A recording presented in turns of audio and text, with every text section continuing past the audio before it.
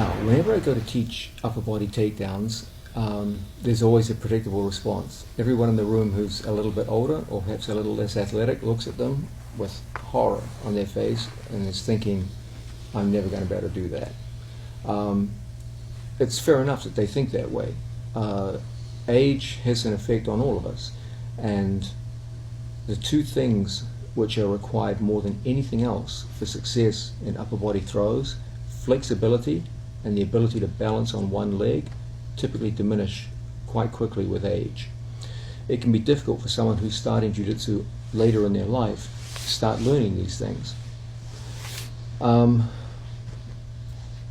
If you look at some of the more common upper body grips that we've looked at, you will start to see certain things. As you get older, or perhaps you've just never been an athlete in your life, you typically find shoulder flexibility and hip flexibility and lower back flexibility tends to diminish. And those are all the kinds of flexibility you need to start throwing people. So, if Placido and I lock up, strong body, from here, I have to be able to turn my body across in front of my opponent. But if my shoulders are tight, it's very, very hard for me to get my hips across into a throwing position. I can't bring them onto my hips. If I can't bring them onto my hips, I can't get good throws from here. Okay? What we want to be able to do is to be able to bring our hips effortlessly through in front of training partners and start moving them. Okay?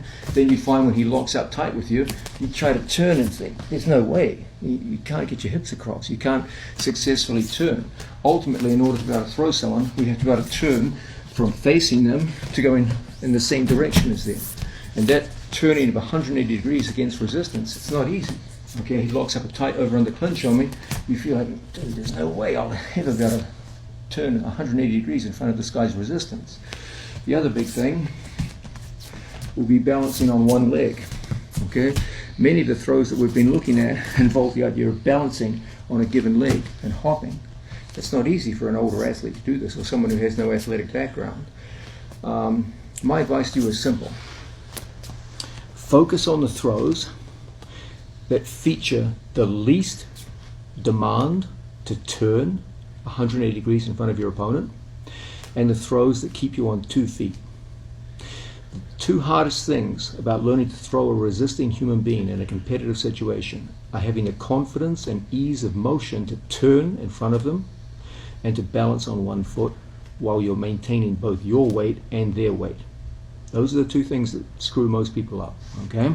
And you'll see this in the first time you start sparring, and it's getting competitive. His hips are back, and he doesn't want you to throw him, and you try to turn, and you're like, oh my God, I'll never successfully turn in front of this guy. Right? It's never going to happen.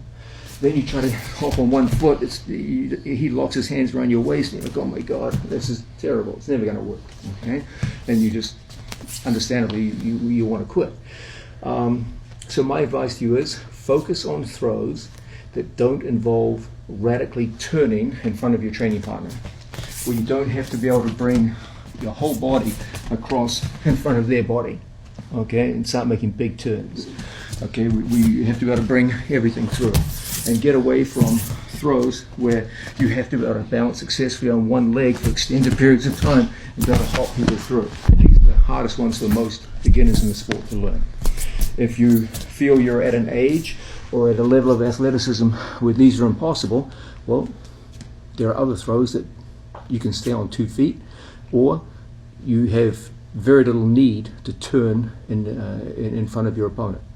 And in this section, we're going to look exactly what those throws are and how you can become a very effective thrower despite being older or less athletic.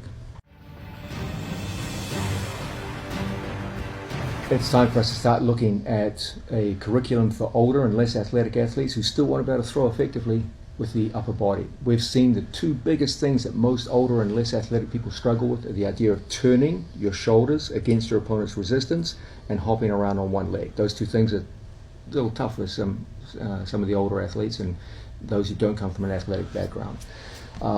So my recommendation is learn to throw people on 2 feet so that balance is easier. Think about it, guys.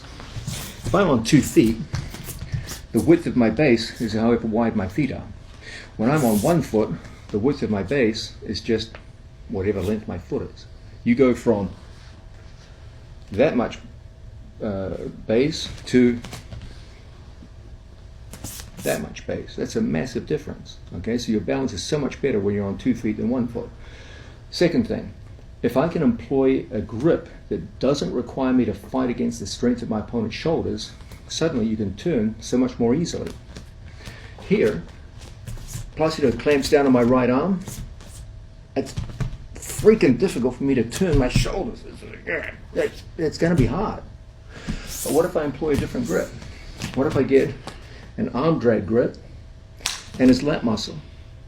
Well, Placido can't use his arms to stop me, my hips and shoulders from turning. It's easy for me to bring them across. Anyone can do it. I'm going to stay on 2 feet for my throw. I'm just going to take my right foot and extend it across for taitoshi. Now, I'm not going to throw my opponent to his back because nothing's controlling his right arm. I've got a more modest goal. I just want to off-balance him down to his hands and knees. That puts him in a situation where I can lock up a front headlock. Once we get to a front headlock, then we can start pulling people down to the mat and going in behind them and getting to our scores. So what have we done? We've made our goal more modest. We're not trying to throw this guy flat on his back. We're just going to put him down to his hands and knees. Anyone can do that. Once you get him to that position, you can front headlock him, take his bag, get all your jiu-jitsu scores.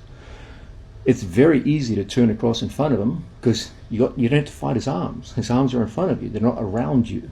So it's easy to turn your body. And secondly, you've chosen taitoshi as your throw. So you're on 2 feet. You're not hopping around on 1 foot. So your balance is going to be pretty easy to maintain.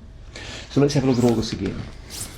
If I fight Placido up here and he clamps down on my arm, that's when it's impossible for me to turn on people. It feels so damn difficult. But if I take a 2-on-1, convert it, and come in here, now I'm no longer fighting his arms. I'm outside his arms. He tries to stop me from turning. He's never going to do it. I can always get across. And then all we do is just step across in front with taitoshi. I'm on 2 feet, so it's pretty easy to hold my balance. And I just whip him around my body. Now he's in front of me in a position where I can easily lock up a quick front headlock. Now we just start dragging people straight down to the mat. Once they go down to the mat, you guys know what to do from here. This is jiu-jitsu time now. And you can go in and start getting your scores. Seen from another angle. If we get a hold of the classic 2-on-1, we can always convert it into an arm drag grip. Once we get that arm drag grip, it's easy to seize him by the lat muscle. Then we can start pulling this guy around and controlling him. It's easy for me to start turning my body across in front of him, and easy to whip him down over that initial taitoshi. And then from here, we go in and find ourselves in a perfect scoring position. Okay? How would this look like in a sparring situation? Well, first we've got to get to the 2-on-1. We've seen many ways to do this. Okay? One simple way is to get a hold of our training partner and lock up, just like so. I slide my hand down, I come up, I convert the 2-on-1 to an arm drag, and I reach over his lat muscle. Then we start pulling this guy around, squaring him up. We're in the perfect position now. Hit that whipping taitoshi right into a quick front headlock. From front headlock, we go through, and we're onto our training partner's back and ready to go into those familiar scoring positions that you know very well. Now, we're looking at a curriculum of throws that are much easier for older or less athletic jiu-jitsu students to employ so that they can have an effective upper body game despite having some kind of physical elements that hold them back a little. We're going to look now at a hustling method of using ukigoshi, which is very practical for less athletic students. We've seen it's much, much easier to turn in front of someone if you first get outside of their arms. It's really hard to turn in front of people when they're controlling your shoulders and arms. And then turning becomes really quite difficult. But if we can first get outside of our training partner's arms and convert to an arm drag and a lat grip, now you can start pulling people around. In the previous move, we stepped across in front of our training partner for taitoshi. This time we're going to step through. I turn my hips and I give a little kick. 1. I turn my hips and I give a little kick. 2. And I just repeat this and I hustle and hustle until my knee lands between his knees. My head is over his head. Then I get my arm behind his arm and we're in perfect position to start attacking this guy down on the floor. You can put his shoulder down to the mat.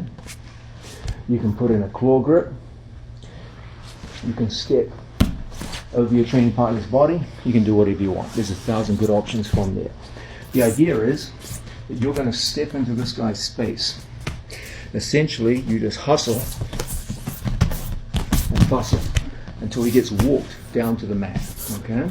So if we start off grappling with a training partner and pulling this guy in. As we lock up, we come around the corner and then we just start stepping in on this guy, hustling, and taking him down to the mat. We always finish behind his elbows.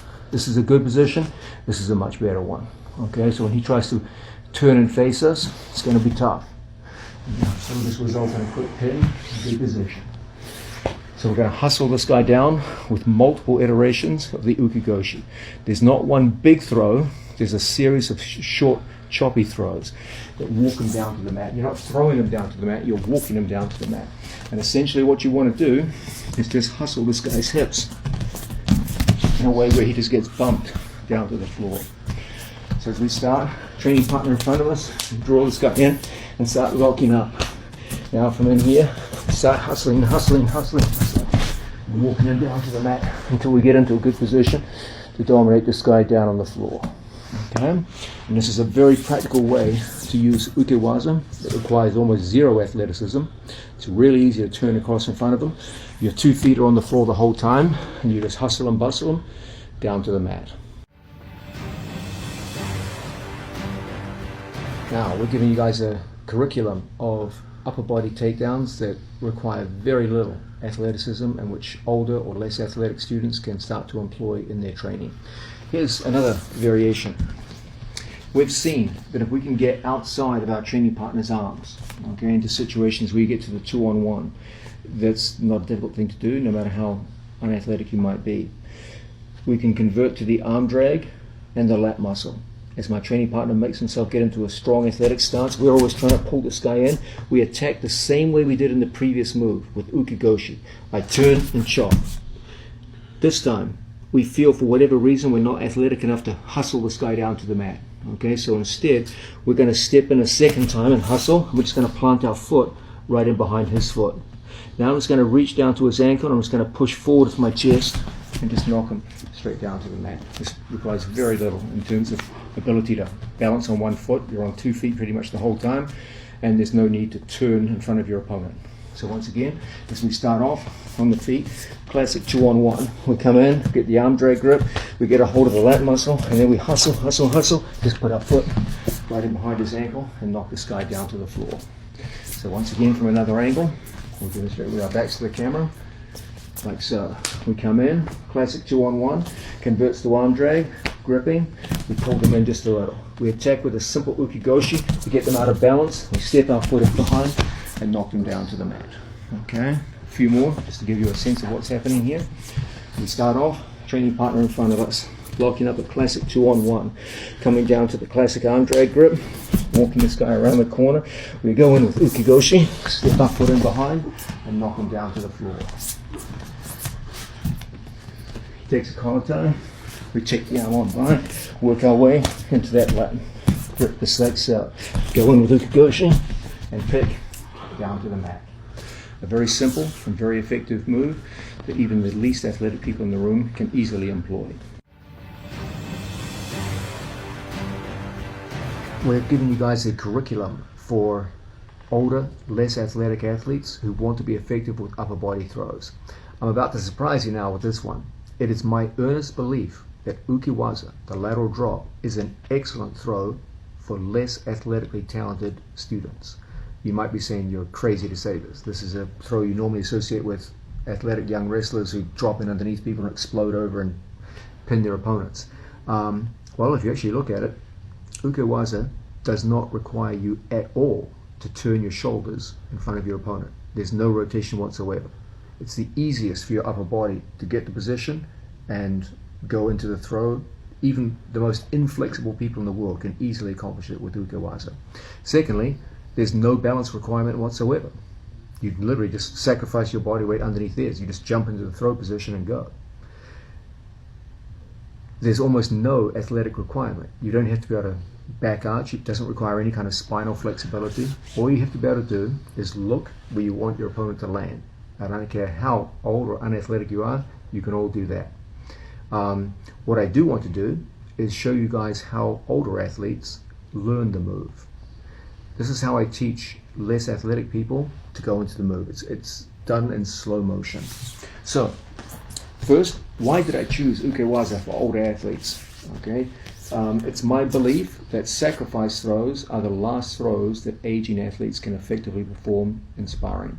Okay, as I've grown older in the gi, sumigeshi and tomonaga are my two major throws. Okay, even after hip replacements and I have a crippled leg, I can still reliably throw people with those.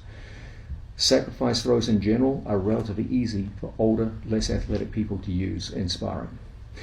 The great advantage of ukewaza is that the position you start in is the position you throw in. I don't have to turn any kind of distance. I don't have to balance on one leg. All I have to do is get to this grip. The only transition involved is the transition from here to here. And that's so easy, okay? I'll make a strong athletic stance with it. From here, we typically start with the thumb inside. We bring our ear up. My ear goes to the back of Placido's head, and that gives me the ability to punch elbow deep into that overhook, just like so. Now, as he wraps up on my body, and we're both locked up together, I don't have to turn from here. There's no requirement for me to turn. All I have to be able to do is just step in. Now, how do we drill this in slow motion? Your training partner is going to put his hips back and make his body strong. He's going to support your body weight.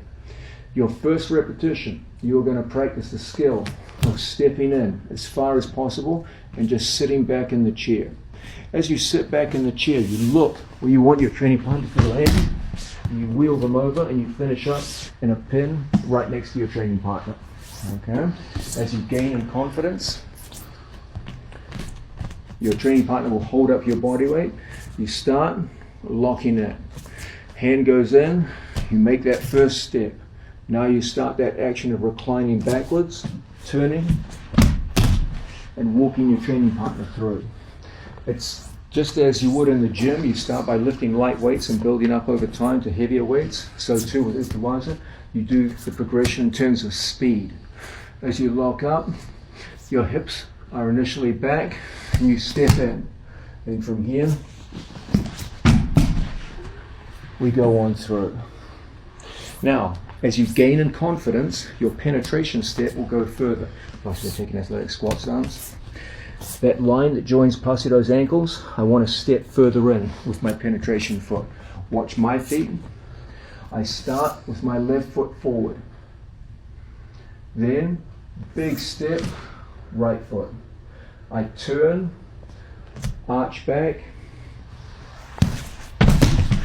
and wheel my training partner over. Okay? Starting position, left foot forward. The only thing required is that big step inside. Anyone can do that. Now I just recline backwards and look where I want him to land. As Placido holds me up and you start to gain in confidence, you just start to increase the speed. We start off locking, stepping, looking, and rolling through. Then there will come a time where you feel you've got everything set and you can effortlessly turn them over. Then you start putting it into a context where you come out in the standing position and you wrestle into the over-under. You lock up, you lock in, and put them down. Okay, it's just a speed progression. There is nothing about ukewaza that requires any kind of exceptional athleticism. You don't need to turn your shoulders. You don't need to get your hips across in front of your training partner. You don't need to balance on one foot. Hell, you don't even have to balance on 2 feet. You just jump into the position and arch back and go. All that's required is the ability to fall backwards. And what I encourage older and less athletic people to do, start in slow motion. Start slowly. Just as you start with small weights and build up to big weights, so too, you start with small speeds and build up to bigger speeds. You will find that zero athleticism is required for this move. No flexibility, no balance. So older, less athletic athletes can easily learn this. My only word is, start slow and build up as your confidence increases. Now, we've been looking at ukigoshi in several different contexts throughout this video, now in the context of older or less athletic athletes. Why do I insist that ukigoshi is one of the best candidates for older people, people who don't come from an athletic background, for upper body throws? Bunch of reasons. First, you only have to cover half of your opponent's hips. So the amount that you have to turn in front of your opponent is radically less than most big forward throws. Secondly, you're on 2 feet the whole time, so there's no balance requirement. Easy for most people to do. Secondly, it can be done equally well from both overhooks and underhooks, and that makes it easy to turn your shoulders against resistance and put your opponent down. And fourthly, it's a pretty low impact throw. It's a pretty easy way to just to put someone down with control. You're not lifting them and dumping them, you're just spiraling them down to the mat. And so people who aren't athletic or can't move around much can have good success with this throw in sparring and competition. The key ideas we've seen earlier in the video. If I start with an underhook in place, what I want to do is capture my training partner's elbow. I don't recommend holding the wrist like this. Rather, from inside position, capture the elbow so you can draw his elbow forward, and then just turn your toes. From this position here, we just take our foot and we just extend it inside his legs, and as a result we can whip this guy down to the mat pretty damn easily. You can do the same thing from overhooks. It's just as easy. We lock up. From here, I put my hand inside his wrist, capture my training partner's elbow, and draw the elbow across. Then from here, we just turn our toes, extend our leg inside his legs, and just drive straight forward and into the pin. You can also do it from the over-under tie-up. I do encourage you, especially if you're an older athlete, to seek to get angle first before the throw. So what we typically do is square this guy up and I turn my body side on to him. From that side on body position, we just hold on to our training partner's elbow. We start that action of turning our forward leg, and then from here we stab our foot deep inside our training partner's leg and come down into the throw. These are very practical ways that are relatively easy for older athletes to put people down. What I do recommend is focus on this.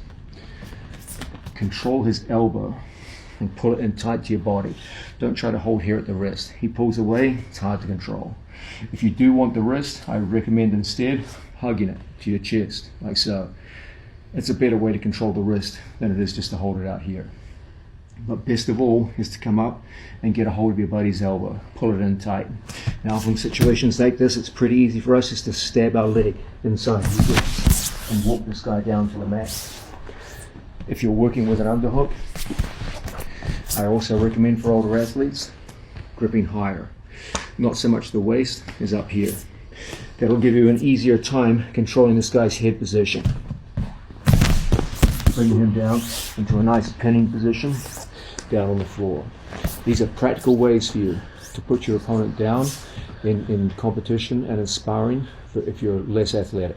Again, you only have to cover half of his hip, and it can be done equally well from underhooks, overhooks, and over-under tie-ups.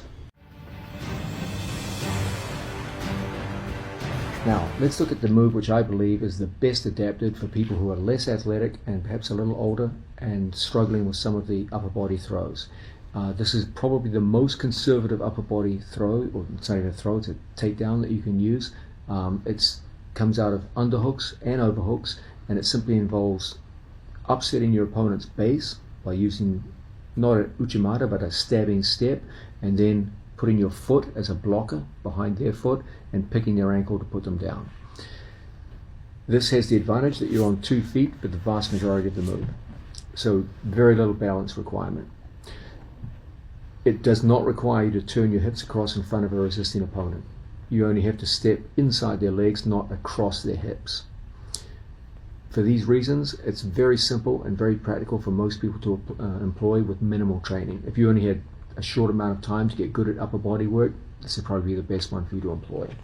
Okay, from a situation where we start off in a standing position and we've worked our way to, say, an underhook. from here, we draw our training partner in. We're just going to use a stabbing step. I take my foot and I point my left foot the same direction his left foot is pointing.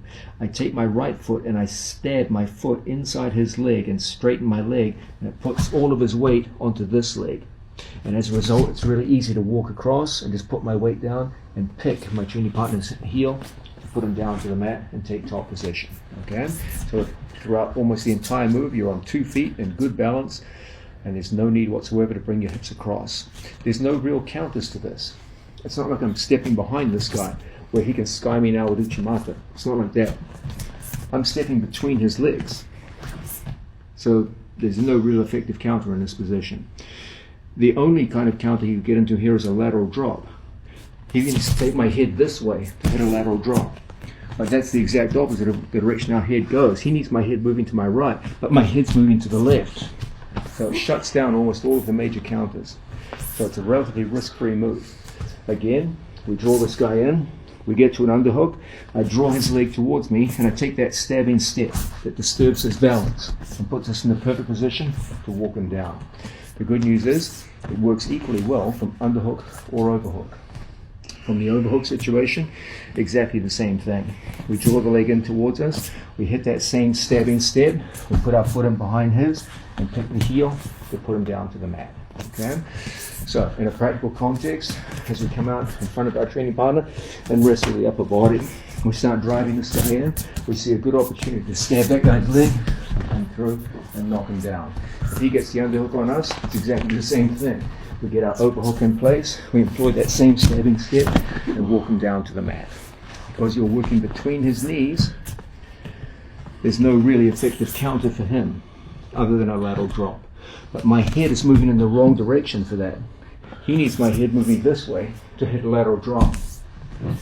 When my head moves down, it kills his only one potential counter. Okay? Now this is just a really easy and practical move for older and less athletic, talented athletes.